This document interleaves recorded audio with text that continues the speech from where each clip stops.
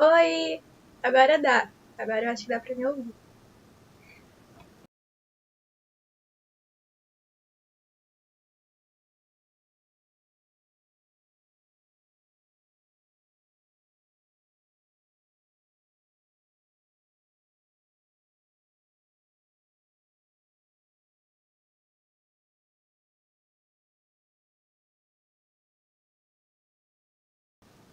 Pronto, agora foi, tá tudo certinho.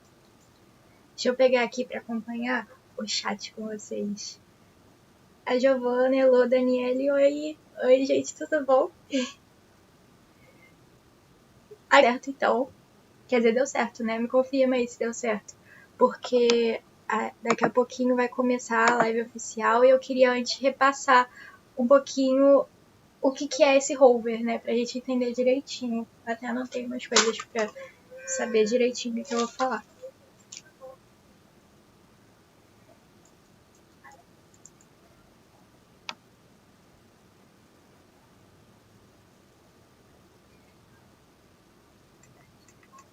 Tá normal até agora. Então tá bom. Deixa eu ver se eu boto aqui um vídeo pra gente ver juntos. Ou então uma foto.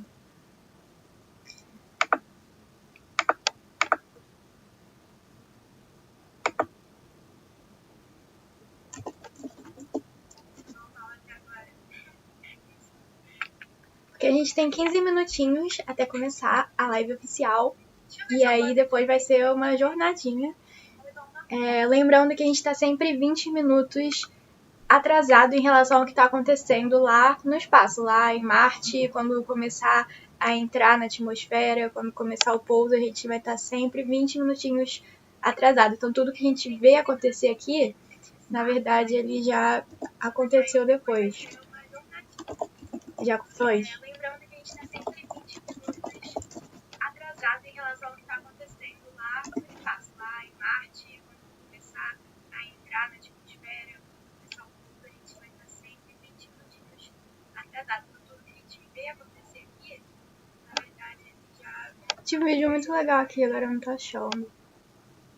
Que fala... Ele mostra direitinho o sistema. Oi, gente. Tem 9 pessoas. Aqui, ó. Será que dá pra vocês verem essa imagem que eu botei? Que é a primeira live que eu tô fazendo assim com o OBS e tal, então a gente vai ficar um pouquinho não profissional, mas faz parte, né? Ó, botei essa imagem aí pra gente ter mais ou menos uma ideia. O Rover Perseverance, o que ele tem de especial? Qual é o propósito dele lá em Marte? Ele tá indo pra estudar basicamente astrobiologia. Então ele quer saber se já teve vida, principalmente, né? Se já existiu vida no passado de Marte. E aí ele conta com alguns instrumentos que vão fazer isso. Tem aqui nesse esquema um pouquinho deles, né? A imagem tá cortada, agora que eu vi. Eu já sei o que eu vou fazer.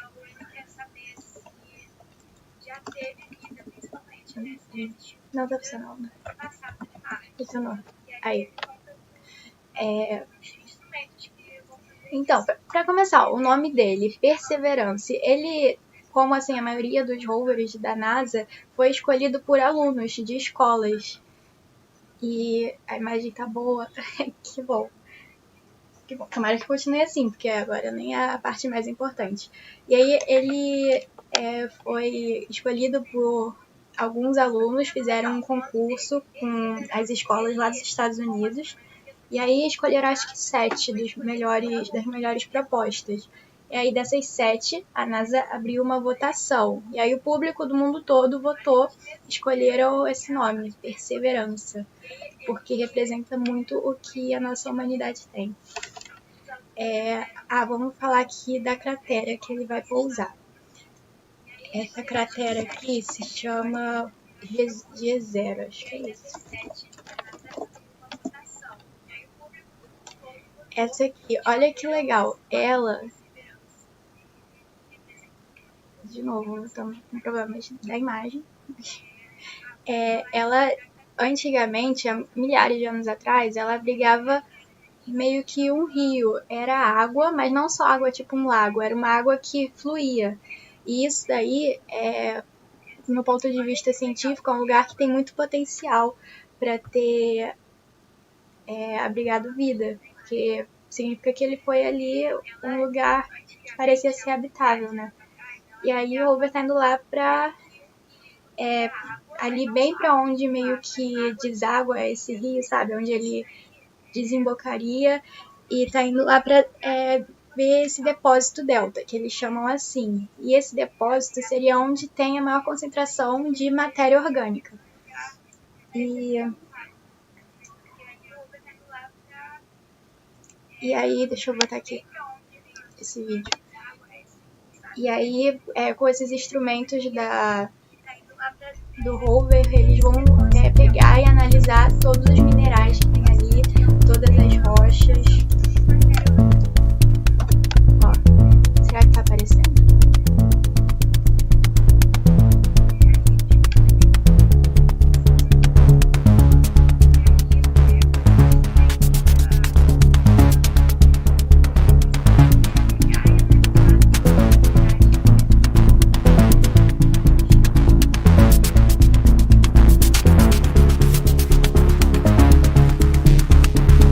Essa é uma imagem basicamente de onde vai ser o.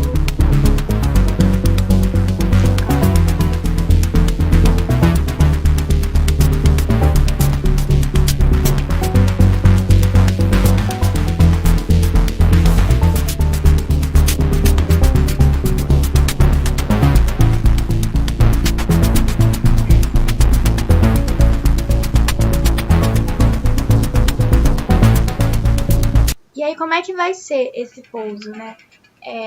Ele vai ser uma descida, assim como o Curiosity foi, de paraquedas.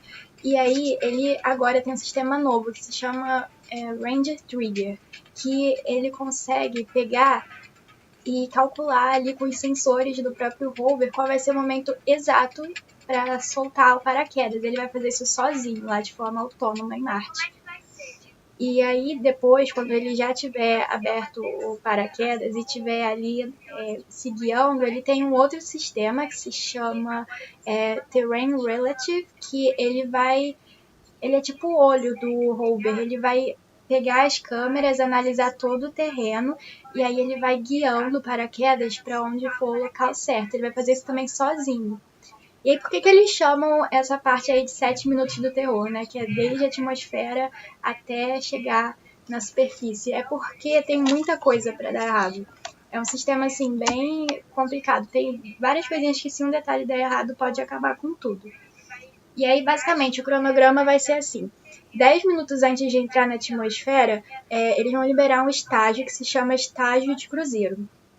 E aí, vai começar a entrada na atmosfera, vai abrir o paraquedas. Depois que abriu o paraquedas, ele passou pela parte que precisava de proteção térmica. Então vai soltar esse escudo protetor. E aí ele vai começar a se guiar com aquela ferramenta que a gente falou, né? Com aquele terrain relativo. Ele vai ficar olhando ali na superfície de Marte, onde é o local certo. Aí ele achou o local seguro. Vai ter tipo a parte de cima da nave se chama Sky Crane, que segura e vai depositar o rover no chão. Sky Crane vai lá e vai começar a descer com cabos de aço o rover até a superfície. E aí, depois que o rover já está na superfície, vai cortar os cabos de aço, olha, tudo isso sozinho. E aí o Sky Crane vai voar bem para longe e aí vai cair no chão para ficar seguro. E aí a gente vai saber se deu certo ou não 20 minutos depois, porque a gente tem esse meio que delay, né? E falando um pouco da estrutura, para vocês entenderem. Vamos ver se eu consigo achar de novo uma foto legal dele.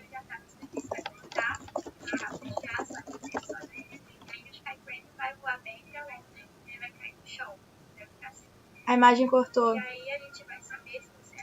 Ai, gente, calma, eu vou tentar resolver isso. É difícil, é muita coisa. Vamos lá, deixa eu ver se eu acho aqui.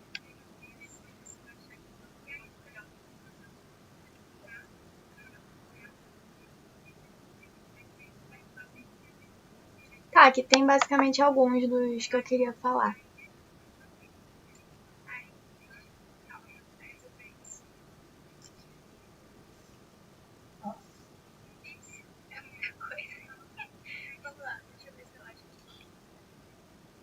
Vê se tá boa a imagem, me digam.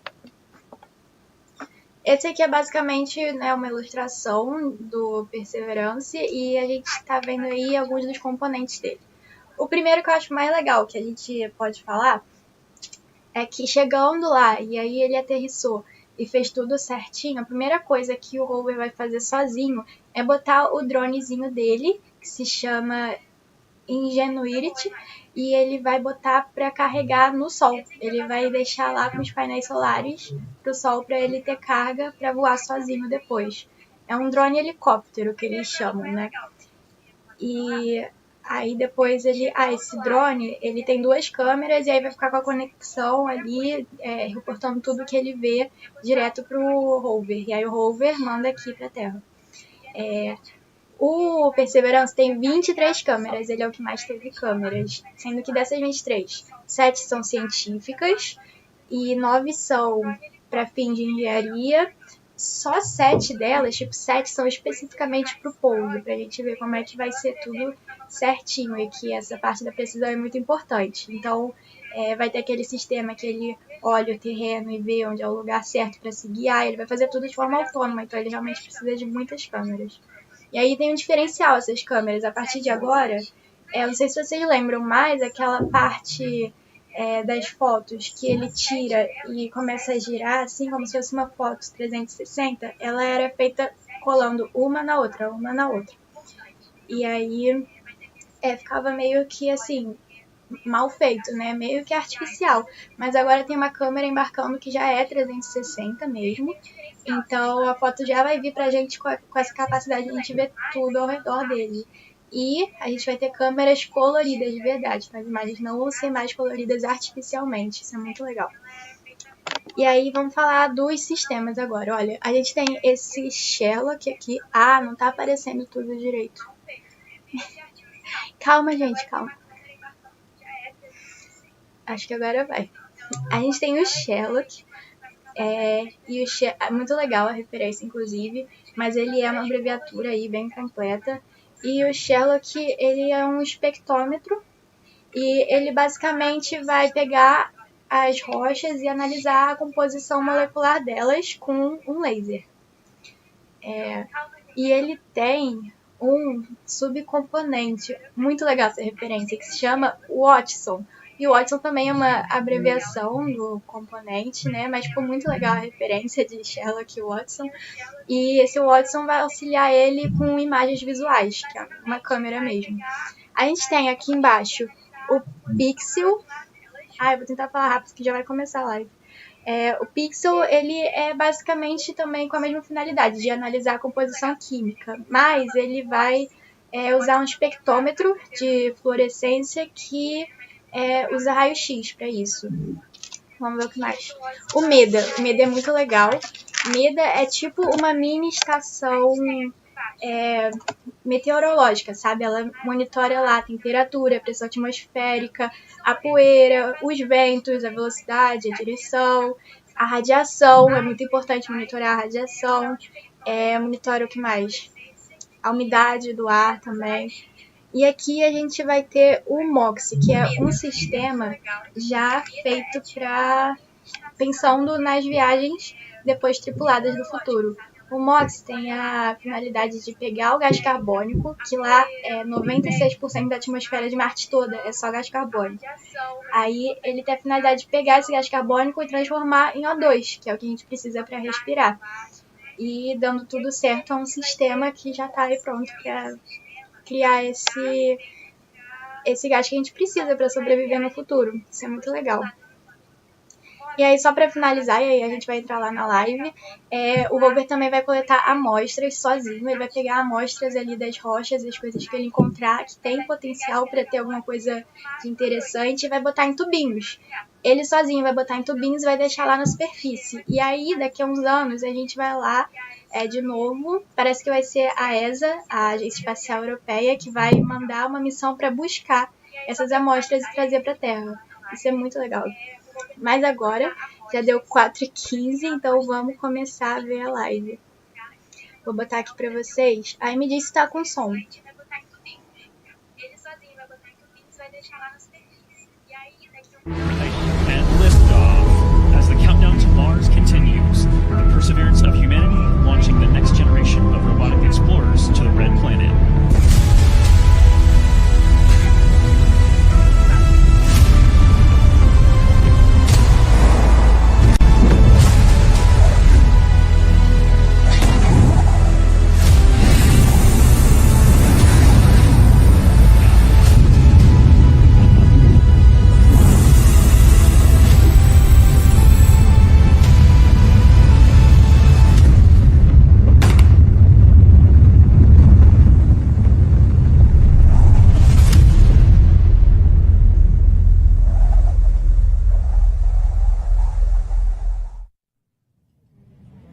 Welcome to NASA's Jet Propulsion Laboratory in Southern California.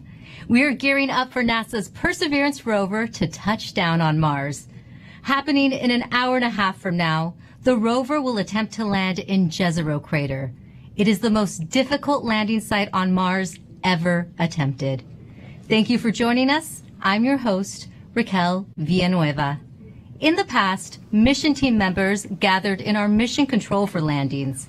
But this time around, we have COVID safety measures in place. Today's landing will look a little different than what you've seen before. I am in a room by myself, and so is my co-host. Here in the Spaceflight Operations Facility, team members are in different parts of this building. Some are in mission control, others are upstairs for landing operations. We also have isolated rooms for our guests on this show. In total, we have 8 locations covered by 14 robotic cameras that you will be seeing.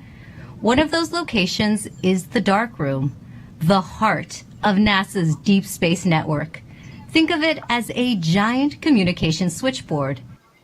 From across the solar system and interstellar space, the Deep Space Network has been tracking Perseverance since it left Earth, and there are lots of ways you can watch landing today. We have a 360-degree camera inside the control room. It lets you experience the landing right along with the team while seeing this broadcast. We also have the clean feed. It shows an uninterrupted view of mission control and audio. También tenemos un programa en español. To tell us about it is host Diana Trujillo, who also works on the mission. Thank you, Raquel. We're so excited to be the sister live broadcast in Spanish. Sintonízate nuestro programa en las redes sociales de Twitter, YouTube y Facebook en la NASA en español, para que nos acompañes a un tour virtual de la NASA con entrevistas con astronautas, con participación de artistas, con entrevistas con científicos e ingenieros de Perseverance, con Plaza Sésamo y mucho más. ¡Te esperamos! Gracias, Diana. And don't forget, we want to see how you are watching the landing today. Use the hashtag Countdown to Mars to send us your photos and videos. To preview what interviews are coming up is my co-host from the JPL News Office, Marina Jurica. Thanks so much, Raquel. The excitement is building behind me right here in Mission Control as we count down to the Perseverance landing. We will be talking to some of the many people who made today possible, from scientists to engineers on the Mars 2020 Perseverance rover team to folks from NASA headquarters giving us a look into the future of Mars exploration. A little later, we will also be speaking with the students who named the rover and the helicopter. Inspirational stories as we prepare for another landing on the red planet. Back to you, Raquel. Thanks, Marina. Let's give a shout out to the students around the nation learning about Perseverance's mission to Mars with their teachers. We're happy you're with us on this exciting day. Later in the show, we will be answering some of the questions you submitted through your classrooms. Landing on Mars is complex. The team will be calling out milestones as they happen. It's fast-paced, and you'll hear lots of technical terms. To help us translate and explain what is going on in Mission Control is Swati Mohan. She is part of Perseverance's landing team. Thanks for guiding us through landing today, Swati. Hi, Raquel. I'm happy to be here today. So Swati, what is the status of the Perseverance rover right now? So Perseverance is still in space right now, about 9,000 miles from Mars. So far, she is healthy and on course. And it takes time to send signals between Earth and Mars. Can you let us know how that affects the information you are seeing? So Mars is about 127 million miles from Earth right now. That means it takes about 11 minutes from light to travel from Mars to Earth. So all the information that we received from Perseverance actually happened 11 minutes ago. So the round trip is 22 minutes for us to send a command to Perseverance and hear back on the ground that she's received that command. This is what we call two-way light time. That's good to know. And can you tell us who else is in the room with you right now? Eu abaixei um pouquinho ela, então, para falar para vocês que tem, eu não sei se vocês conseguiram pegar essa parte, tá indo no Rover um microchip com o nome de quase 11 milhões de pessoas no mundo todo. E essas pessoas, eu tô ali com o meu nome também, a minha família, essas pessoas se inscreveram lá para 2018, 2019, e aí botaram o nome e ganharam tipo um ticketzinho falando, e eu ia mostrar para vocês agora aqui como é que é.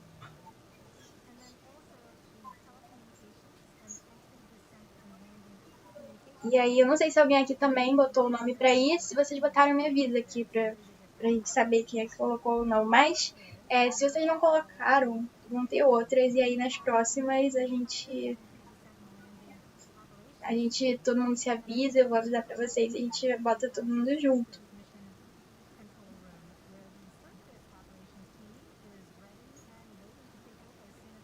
Vou aumentar de novo ela agora que eu falei. Now, can you tell us what have you been working on? I've been working on Perseverance for almost 8 years now as a guidance, navigation, and control engineer, working primarily on entry, descent, and landing. One of my big tasks was to help with terrain relative navigation. Perseverance will be the first mission to fly terrain relative navigation. So while she's descending on the parachute, she'll actually be looking at the ground with a camera, seeing where she is with respect to the Martian surface, and choosing a safe spot to land that she can get to.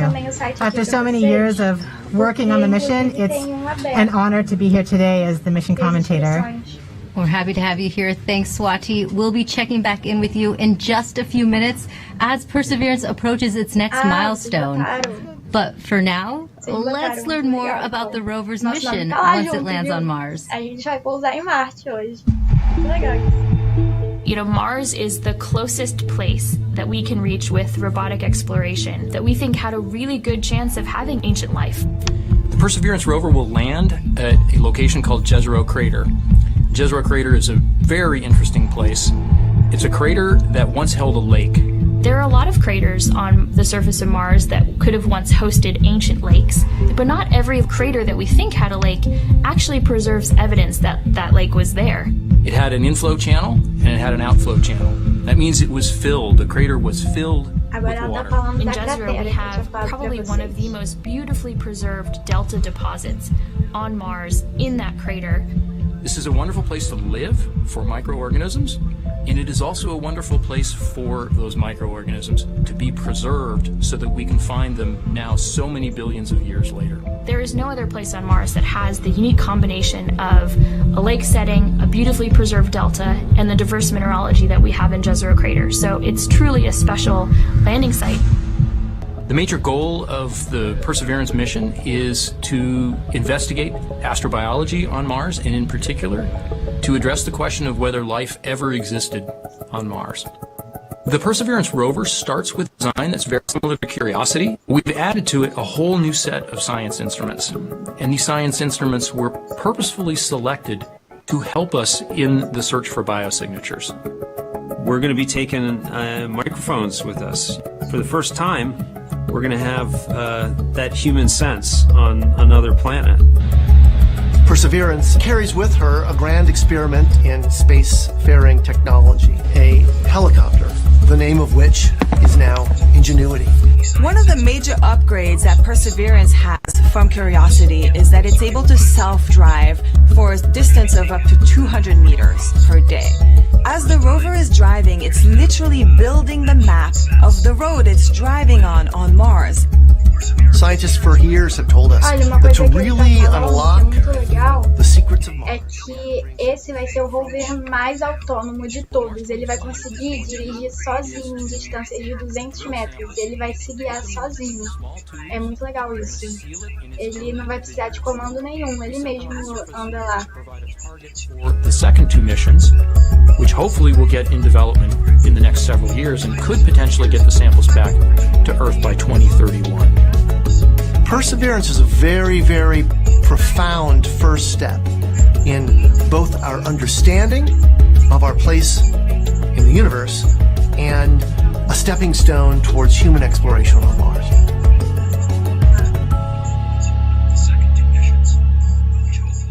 You are watching live Mars landing commentary, and Perseverance is about to reach another important milestone. Swati, can you tell us what is happening? We are at a milestone where the operations team determines whether they're ready to turn off the transmitter to Perseverance. Turning off the transmitter is like taking your hands off of the wheel.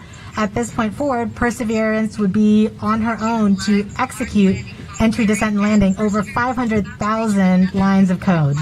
Let's listen in.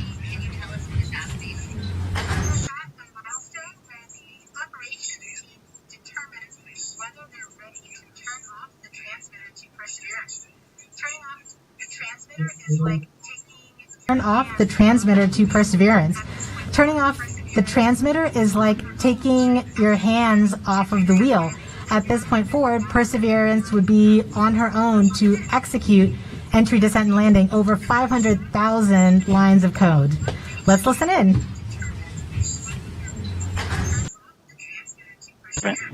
Go. Propulsion. Go.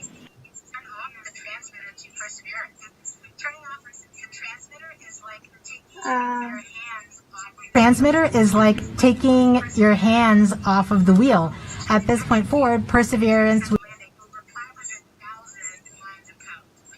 Problemas técnicos.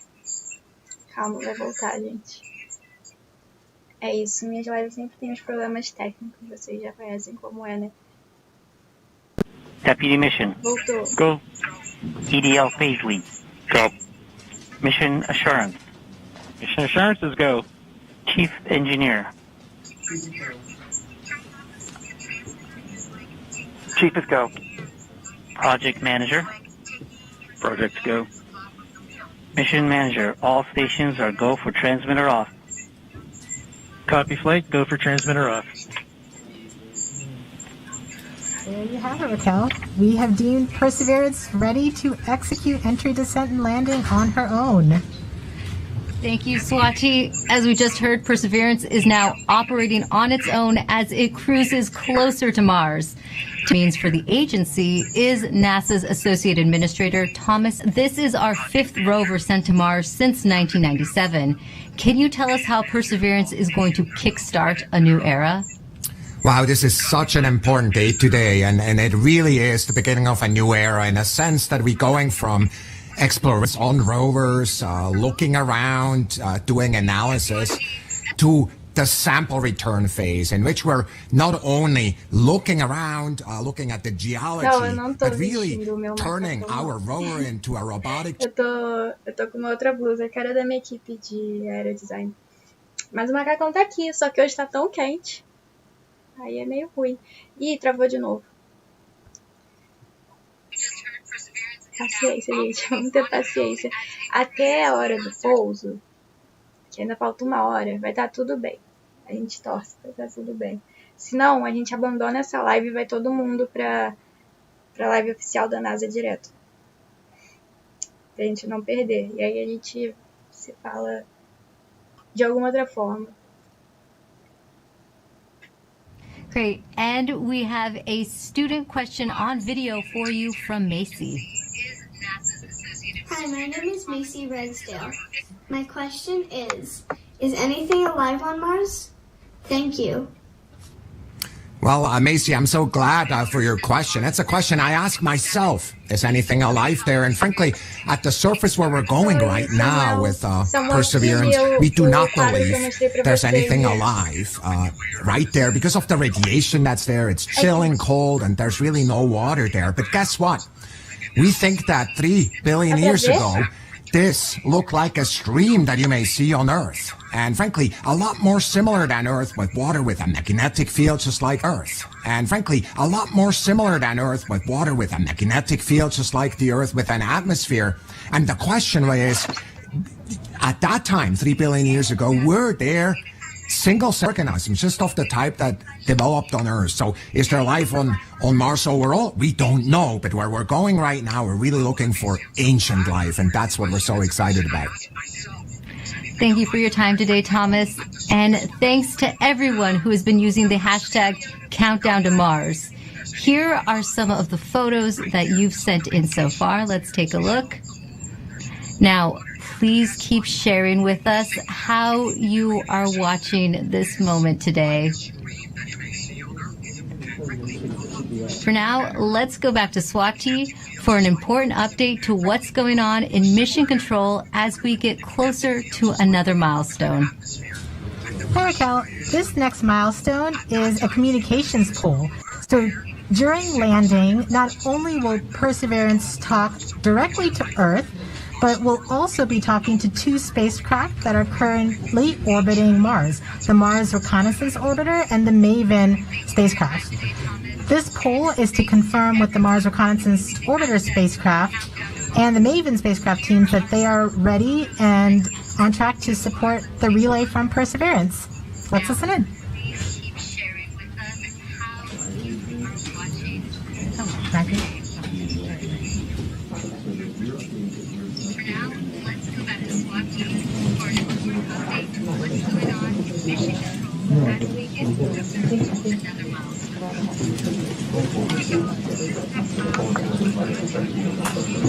EDL comm flight. Go flight. Have you performed the comm check and readiness of the orbiters? We have performed the voice check and the readiness poll and can confirm that MRO, MAVEN, EDA, Radio Science 1 and 2, UHF, DTE, CSN, and EDL GDS are all ready for support. Copy, EDL comm.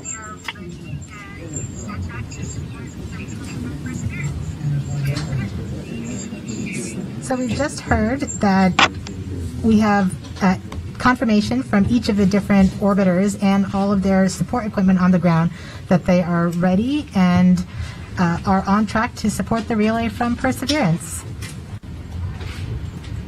Great. Thank you, Swati. And we just heard that communications readiness poll, which means we are ready to relay the data Perseverance will send to get a better idea of what the rover looks like as it approaches Mars. We have a NASA program called EYES. The visualization lets anyone watching track Perseverance. Here's how the program works.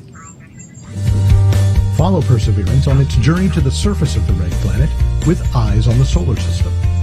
From your desktop or mobile device, go to eyes.nasa.gov.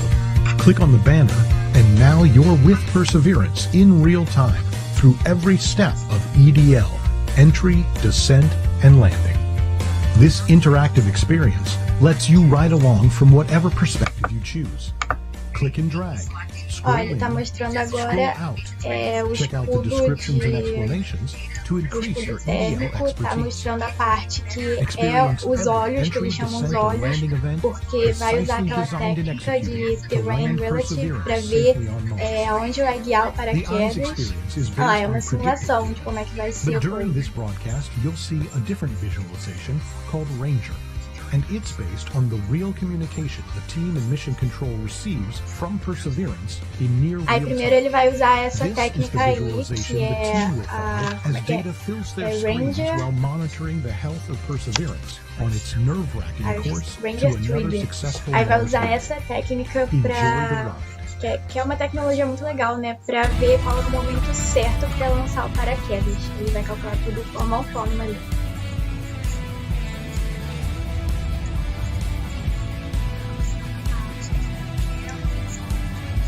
E aí ele tá falando dessa curiosidade, que leva aproximadamente 11 minutos para um sinal lá de Marte vir aqui para a Terra. E aí se você pega e faz uma comunicação de mão dupla, seria mais ou menos 20 minutos. Well, coming from Mission Control, we are going to hear terms related to landing. Can you help us understand what some of them mean? Sure, definitely. One thing you'll hear a lot about is telemetry. So telemetry is just our way of talking about data that's coming from the spacecraft and telling us important things like temperatures on the vehicle, pressure, how much fuel we have left, and other things that we need to understand for the health and safety of the vehicle. You'll also hear the word nominal, hopefully. Nominal means everything is expected, everything is okay, we're good to go. You'll hear also a lot about velocity and deceleration. So velocity is just our speed combined with the direction we're going. And deceleration is our slowing velocity. So we're coming in at over 12,000 miles per hour, and we're going to slow down to a nice, comfortable 2 miles per hour at landing, and that's our deceleration. Speaking of landing, you may hear a couple important terms at landing itself. One is RIMU stable. So the RIMU is a device on the rover that measures the rover's orientation and whether it's moving. So we want a nice stable landing spot without any motion. You'll also hear UHF stable, hopefully. UHF stable refers to good telecommunications link with the rover and indicates that we've had a good separation between the descent stage and the rover after the sky crane maneuver. Finally, you may also hear Tango Delta nominal or touchdown nominal. That means we've touched down on the surface of Mars within the expected range of safe landing speeds. Thanks for that breakdown. Now, this is your first Mars mission. What have you learned from this experience? Yeah, one of my takeaways is that you can almost never be too careful when it comes to Mars. You definitely can't take Mars for granted. You know, we've checked and double-checked and triple-checked everything on our way to Mars. And, you know, even though we've done this once before using the sky crane technique on the Curiosity rover, you know, I think everyone's going to have everyone's going to hold their breath until we're on the surface of Mars this time around. And we have a social media question coming in. Nor the Door on Instagram asks, how complicated is the automated landing sequence and who wrote the code? Yeah, it's quite complicated. The automated landing software needs to do literally hundreds of things all on its own, just right with sub-second timing accuracy. And it's the result of many hundreds of people over many years, stretching all the way back to Curiosity and then improved for the Perseverance landing today at Jezero Crater. Great. Thanks for your time today, Matt, and good luck. Thanks. Now, landing on Mars is hard. Landing on Mars during a pandemic is even harder. The team behind the Perseverance rover faced one of its biggest challenges when the coronavirus pandemic struck. Here's how they kept the mission going.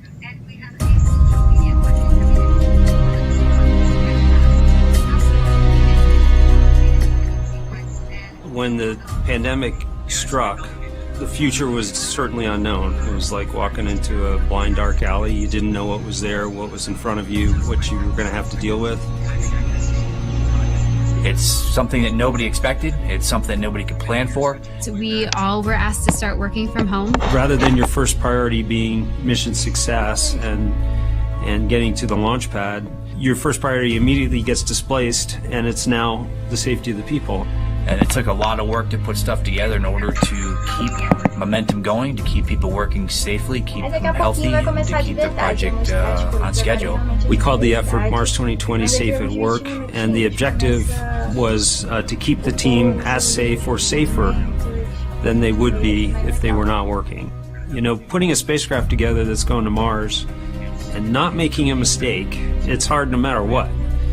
Trying to do it during the middle of a pandemic, it's a lot harder. And liftoff as the countdown to Mars continues. Of robotic explorers to the Red Planet. Certainly never done something like this before. Try to lead a team that's flying a spacecraft on the way to Mars while getting ready for landing, while doing it all from home. There's no doubt that working in isolation, not virtual isolation, but in physical isolation from everyone else, is a challenge.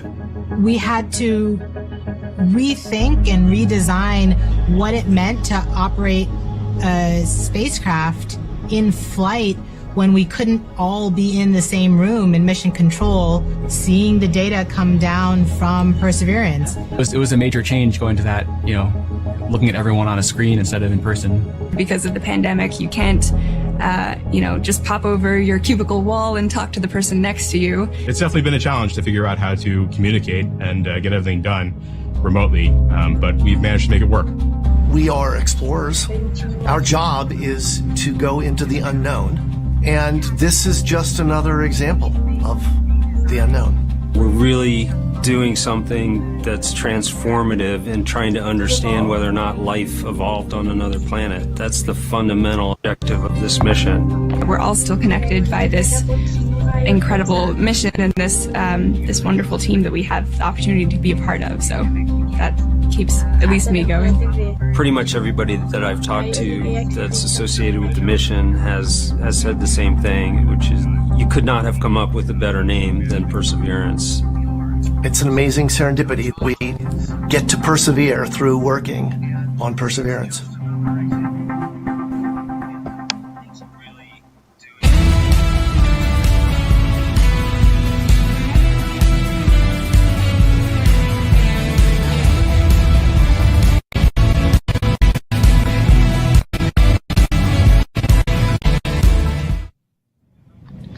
Joining us now is Perseverance Deputy Project Manager Matt Wallace. Matt, just how ambitious is this mission, and how does this team stay on track with unexpected challenges like the pandemic? Well, it's a very ambitious mission. We're carrying not only a host of new, extremely capable science instruments to do that science mission that we've talked about, but also a number of technology experiments to provide feed-forward information into the next set of robotic explorers or even human exploration of Mars. So there's a lot for us to do. We look a lot like Curiosity, but in fact we're carrying 50% more payload down to the surface of Mars, and so it's been a big challenge. And it was particularly challenging when the pandemic struck. It came at a critical time in our processing. We were just months away from launching. We're trying to essentially get the spacecraft assembled, do the final tests. Did not have a lot of margin in our schedule. And our focus just entirely shifted from that to keeping the team safe and keeping their families safe. And we had to do that quickly, to make the adjustment quickly. I think, we got through it with a lot of help. A lot of people stepped up to make it happen. The team was tenacious, and we managed to get it launched and fly it to Mars. Thanks to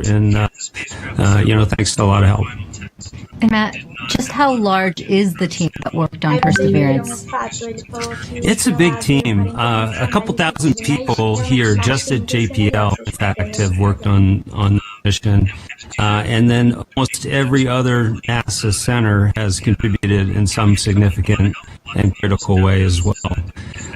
We have over 1,000 industry partners that have provided hardware into this mission from 44 different states, 60 different cities, and of course we have international contributions from Europe and many other international providers as well. So it's a big team. It's taken a lot of people to get us to where we're at. That is a big team. This is the most difficult landing site ever attempted. Now, why do you think Perseverance is ready to land in Jezero Crater now? Jezero is tough. I mean, it's scientifically fascinating because it's got a lot of things like craters and, rock fields and cliffs and sand dunes and that sort of thing, which are great for the science community. That's the type of features they're looking for to learn more about Mars. But they're all landing hazards for us. And so we've had to add new technology to relevant navigation, which is the ability essentially to divert away from hazards. But we have taken this system through the same types of paces that we have in previous missions. We've used the same techniques, the same best practices for engineering verification, and in many cases we've used the same people. This, in fact, is my fifth Mars rover mission, and I'm not alone. There's other people in the project in the same situation. So You know, the team has given it everything they've gotten to put it all out there and to make this successful, and I think we're ready. Thanks, Matt, and good luck on your Jezero crater is a location on Mars that has intrigued scientists for years. Let's head over to Marina to learn more about the science goals of the mission. That's right, Raquel. Here to explain why Marte 2020 de Rover, depois foi votado por nós e sugerido por uma criança e travou. E aí ficou Perseverança.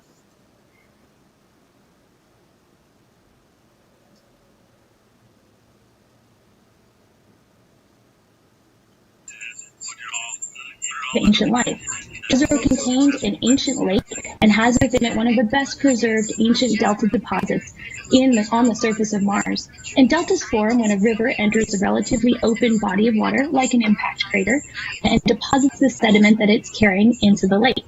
And we know based on studies of deltas and lakes here on Earth that they're great places to concentrate and preserve organics and support microbial life.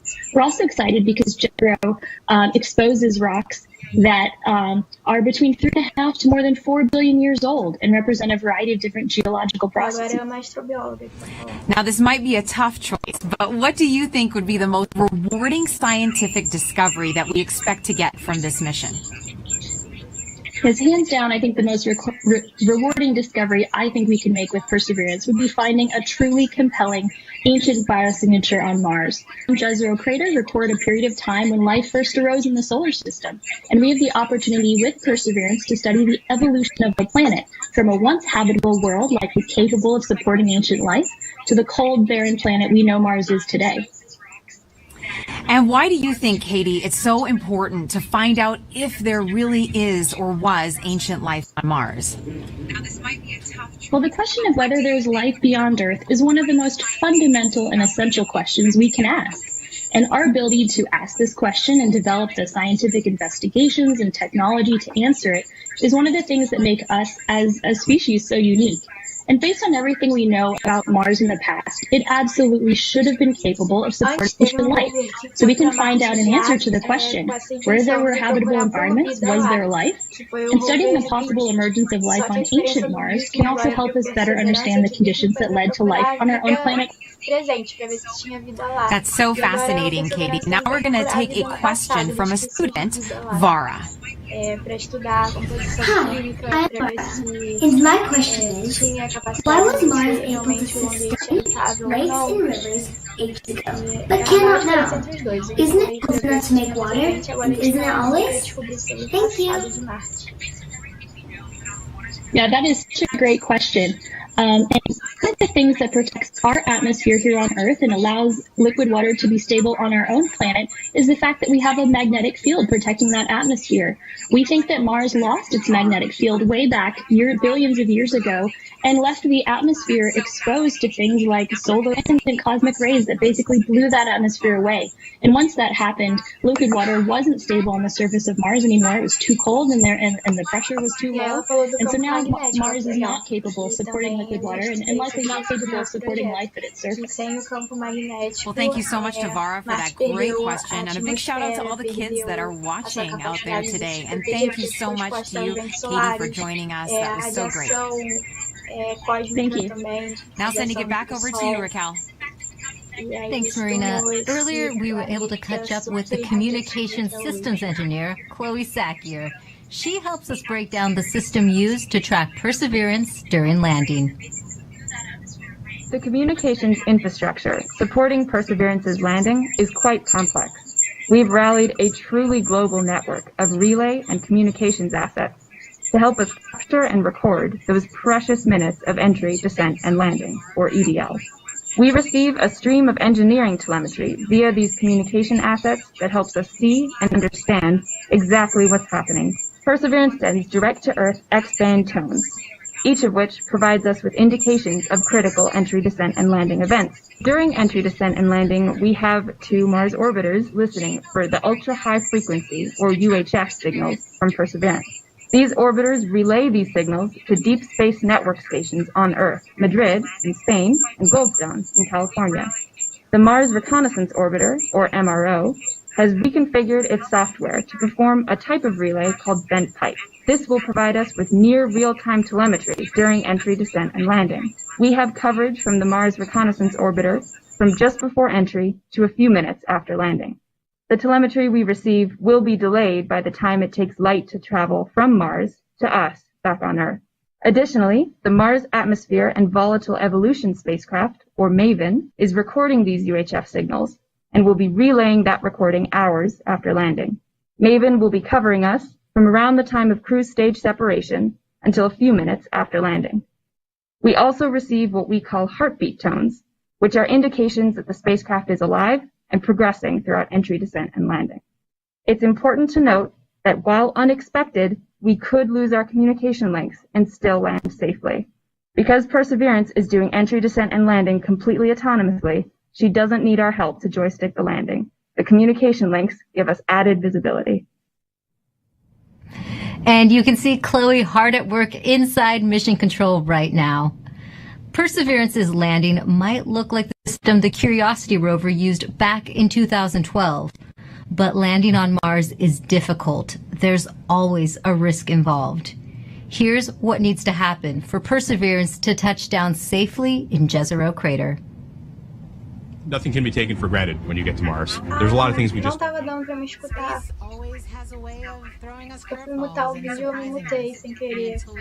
Nossa, o que eu tava falando era da simulação que ele tava fazendo ali. Ele tava mostrando como é que ia ser a parte que ele tá descendo no paraquedas e aí tá fazendo aquela procura com a tecnologia do Terrain Relative, tá olhando o lugar certo, ele vai se guiando no ar até chegar. E aí é como, ó,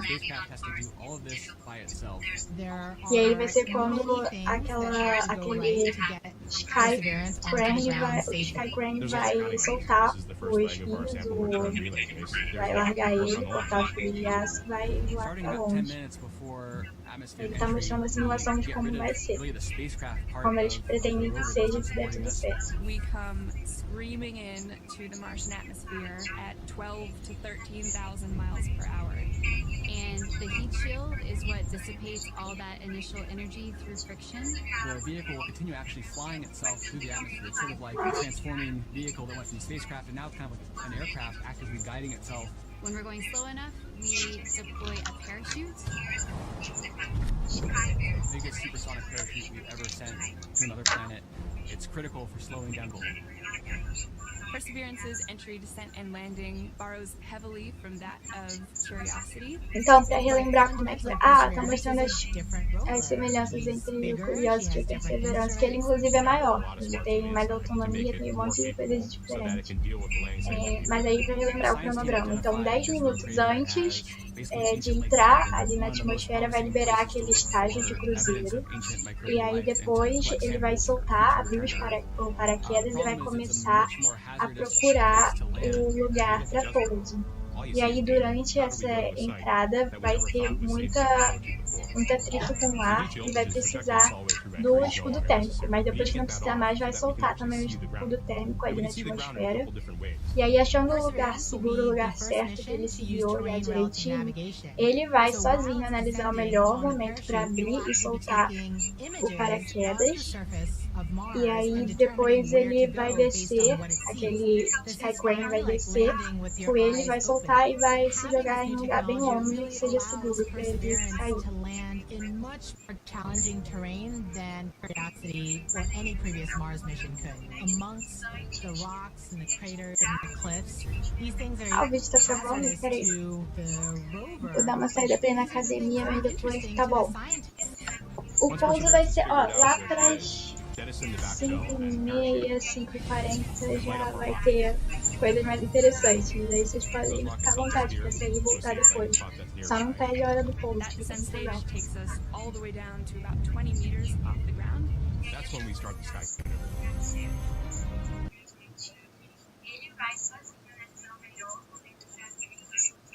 Has hit the ground. The descent stage will cut loose from the rover and fly away to a safe distance.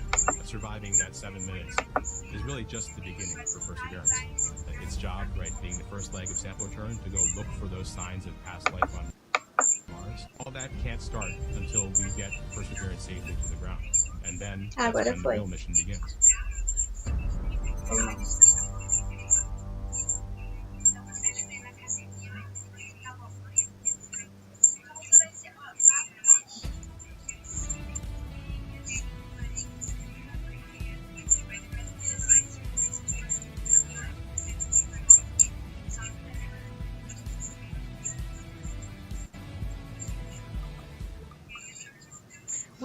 Aí ele falou mais um fato muito interessante, que esse daí é o Rover, eu tinha falado pra vocês, isso está carregando a maior quantidade de câmeras. No total são 23 câmeras. São câmeras científicas, câmeras para engenharia, são câmeras que podem tirar foto em 360, câmeras para auxiliar em pousos específicos para isso, câmeras que já tiram fotos coloridas naturalmente. There's a cliff wall that's about 200 feet tall that runs right through the middle of the landing site. There are craters full of sand that even if we landed them, we would not be able to drive out of. And there are rocks to the east and actually all over the place, rock fields. That would be a bad day for us if we were to land on them. Now, Al, what new technology makes this type of dangerous landing possible? Perseverance is carrying two new technologies that are really kind of under the hood smarts that are allowing us to land at this treacherous landing site. Listen in. Go.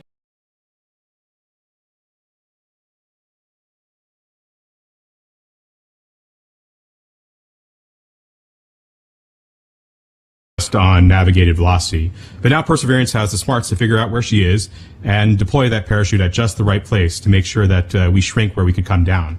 That actually reduces the area, that error ellipse, where we can come down on the ground, from something that was on the order of 15 miles long by 12 miles wide for Curiosity to about 5 miles long by 4 miles wide for Perseverance. So that's quite a bit of reduction.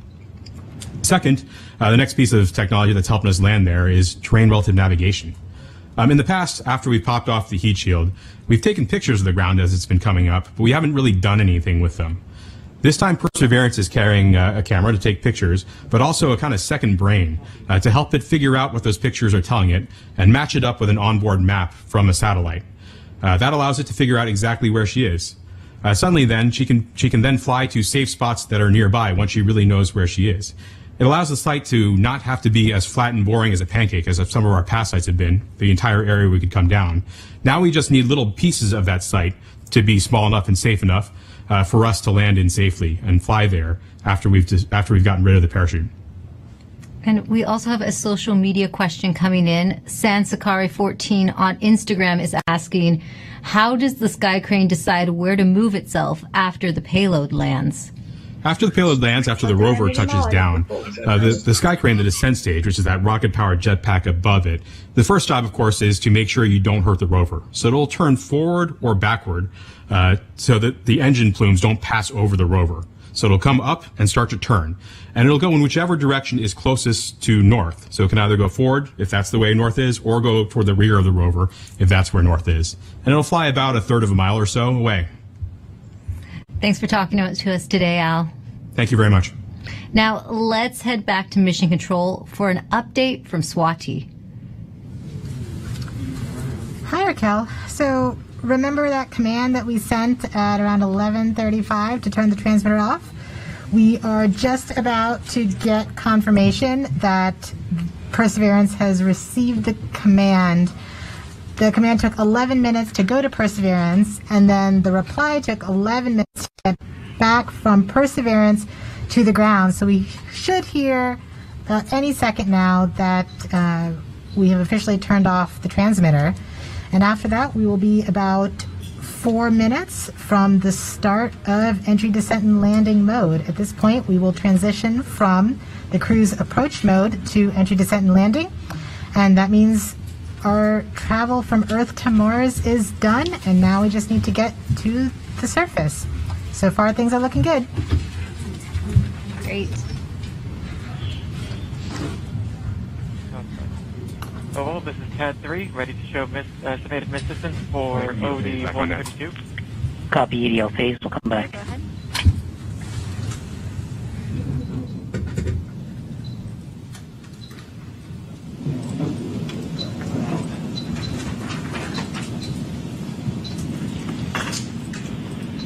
Flight Ace. Go Ace. Our tracking stations have all confirmed the results of the transmitter drive-off and flight. Disable the alarms before EDL main. So please disable all the alarm files and start a new downlink session. Copy that. EGP. Copy that. Proceeding now. Confirmation that we are now officially one way and the transmitter is off.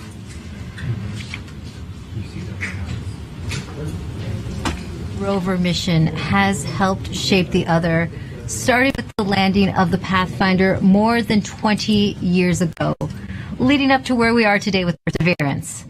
Perseverance Deputy Project Manager Jennifer Trosper has worked on every Mars rover mission, and she joins us now. Jennifer, how does Perseverance fit into the history of exploring Mars? Thanks, Raquel. It's great to be here. Well, Perseverance is NASA's 5th rover on Mars, and I've had the privilege of working on every one of them. And the very first rover was the Sojourner rover we sent in 1997, and it was the size of a microwave oven. And even at that small size, Sojourner was able to transform the way that we explore Mars, from stationary landers to small roving robots that go from place to place, just like a geologist would on Earth. So once we had that roving capability, then we sent our twin rovers Spirit and Opportunity. Spirit and Opportunity were tasked with finding evidence of ancient water on Mars. Now they did. They're great explorers, and both of them found ample evidence that water had once existed on the surface of Mars. But we had a question. Another question then was, Mars ever habitable if water had been there? And that's when we sent Curiosity. Now, Curiosity was a major upgrade to our rover fleet. She's the size of a small car. She landed with the Sky Crane system instead of airbags. And she also carries along her own sample analytics lab, and she's still operating today. And during her exploration, she has found evidence of a habitable environment in an ancient lake bed on Mars. So now we're sending Perseverance. Perseverance is tasked with answering the question and looking for evidence of ancient microbial life on Mars. And in order to do this, she has to be the smartest and most capable rover we've ever sent. Speaking of Perseverance, can you tell us more about how Perseverance is smarter than its predecessors? Yes, we've made a lot of upgrades. Is for her autonomous traverse capability. When I say autonomous traverse, I mean we tell her where we want her to end up, and she has to figure out the safe and best way to get there. In order to do that, she uses her cameras, algorithms, a computer. So we've given her another computer, we've upgraded the cameras, and we've upgraded the algorithms. Now she drives 3 times as fast as Curiosity could drive in this autonomous traverse mode. In fact, her average daily distance for driving, about 200 meters, is close to the maximum distance any rover has ever driven in a day on Mars. So she's fast. Another thing that we've done, which is the most significant upgrade that we've made, is the sample caching system itself. Curiosity has a robotic arm, like Perseverance has a robotic arm, but on the end of Perseverance's robotic arm is a coring drill that will go and take rock cores, transfer them into sample tubes and into the rover, where another robotic arm will take those tubes, will seal them and store them, and eventually drop them on the surface of Mars for future return to Earth. Great. And we also have a social media question about Perseverance. Erica AS on Instagram wants to know what the wheels of the rover are made out of. Great question. Well, you may think we make them out of some material you've never heard of. It turns out they're made of aluminum. Now, Perseverance's wheels are a little thicker than Curiosity's, but they're actually both made out of aluminum. And one more question for you. Can you tell us more about the importance of where you are right now in the building? Yes, I am above, on the second floor, above the cruise mission support area that you've been watching. And this is the surface mission support area. So as soon as Perseverance lands, all commands, this room will take over. It will become headquarters for operating Perseverance on Mars. Thanks for taking the time to talk to us today, Jennifer. Thank you. Now, we now know Perseverance's place in history. Let's take an up-close look at the rover with Mars 2020 System Testbed Engineer Elio Morillo. Thank you, Raquel. I'm standing in front of the Mars 2020 Perseverance scaled model. As you can tell, this vehicle is about the size of a Mini Cooper. These wheels are obviously black here and they look like rubber, but they're actually fully made of metal. These wheels are designed to allow us to climb over obstacles and of course climb over hills and minimize the amount of slipping once we're traversing on the surface of Mars. Here in the front of the rover, we have the sample caching system. And of course, at the very front end of this is the robotic arm, which this entire system is arguably the most complex robotic system we've ever sent outside of Earth. Here at the tip of the arm, we have a turret which contains a suite of instruments along with some drills and coring capabilities that will allow us to do contact science once we get to the surface of Mars. Not only that, this robotic system is equipped to collect samples about the size of a piece of chalk that then eventually will be stored inside of the vehicle and dropped off in a later location so that an eventual mission can go and return these samples to Earth, something we've never done in the past. Here in the front, we have the remote sensing mast. Something of note is that this mechanism is going to be stowed upon the touchdown on the surface of Mars. And one of the first critical activities we do is deploy this mechanism. This mechanism includes several cameras that are going to give us some of the most breathtaking images we've ever taken on Mars. Along with that, we have some lasers as well as a spectrometer. They're going to allow us to do some remote science. Here you see some of these extrusions that are part of the around Perseverance. So that's a quick tour of the rover, but I gotta get back to work. So back to you.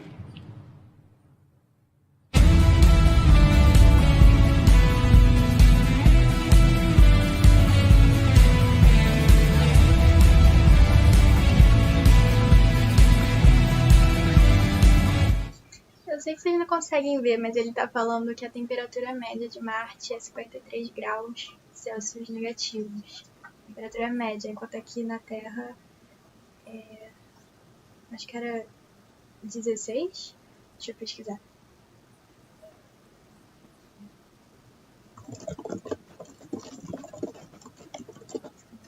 Até a tela é por volta de 15 e 16. A tela de Google vocês conseguem ver, né? Agora a tela da transmissão não tá indo. Que coisa chata.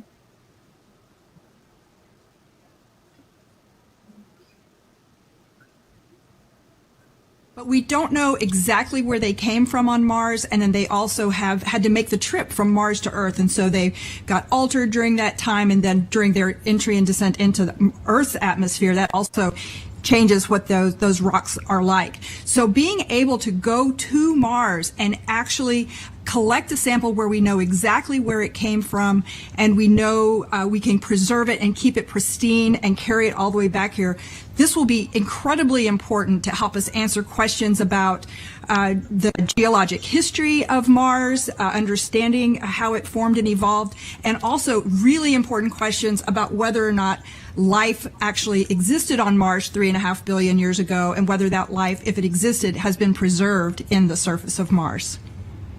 Now, Lori, these sample tubes that Perseverance is going to be collecting, they're the cleanest things ever created on Earth. Tell me a little bit about that. Oh, my goodness.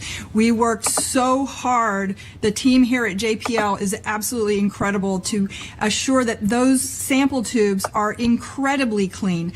One of the main goals of this mission is to be able to detect if there's actual life that's preserved, ancient life preserved in those rocks, in those samples. And we definitely don't want to be carrying, our own DNA off to Mars and then bring it back here to confuse our scientists when they're trying to study those samples. So it is an incredibly clean set of equipment that's been sent there. As you said, the cleanest thing we've ever sent into space.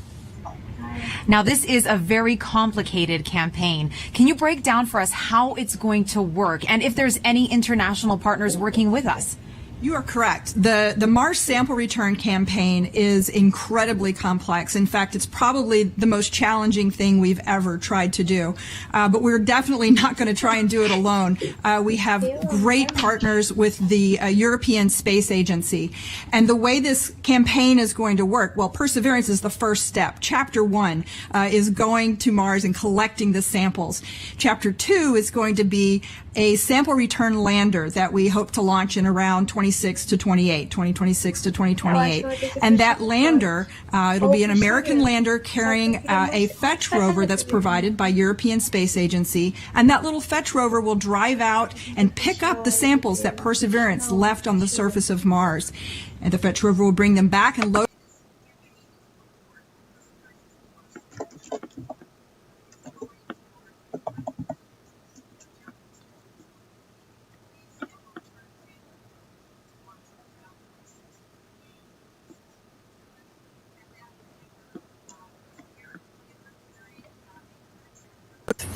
For us to study back here in our amazing laboratories.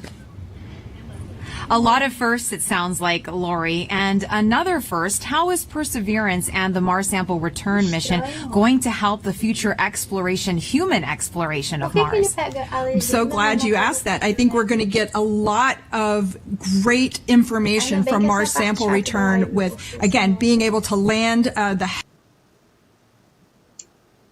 That's critical to us learning how to land humans on Mars. And then we are definitely going to want to be able to launch the humans back off of Mars. So that Mars ascent vehicle is going to be critical, that first step of the first launch from another planet. So exciting, Lori. And speaking about the Mars generation, we're now going to take a student question for you from Livia. Hi, my name is Livia, and my question is, what made you want to study Mars, and why are you working so hard and willing to wait so long for a sample? Thank you. Oh,